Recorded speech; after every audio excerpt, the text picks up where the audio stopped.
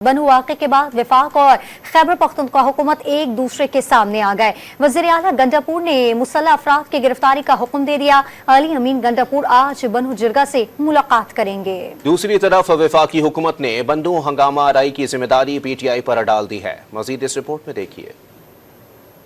वज़ीर आला खैबर पख्तूनख्वा ने बन्नू में पुरतशद्दुद वाक़यात का मामला पुरअमन अंदाज में हल होने की यकीन दहानी करा दी। वीडियो पैगाम में अली अमीन गंडापुर ने अवाम का तहफ़्फ़ुज़ अव्वलीन तरजीह करार दिया। वाज़ेह किया कि हुकूमत अवाम की तवक्कुआत पर पूरा उतरेगी।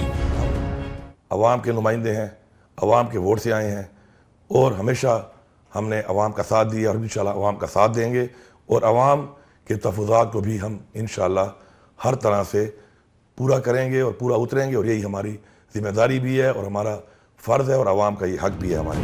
दूसरी तरफ वफाकी वज़ीर इत्तलात ने बन्नू में पुरतशद्दुद हंगामों की जिम्मेदारी PTI पर डाल दी। इल्जाम लगाया कि PTI के मुसल्लह अफराद ताजिरों की रैली में शामिल हुए। सवाल किया कि वाक़यात में मुलव्विस हुकूमत खुद इंक्वायरी कैसे करा सकती है। बन्नू में ट्रेडर्स का एक अमन मार्च था।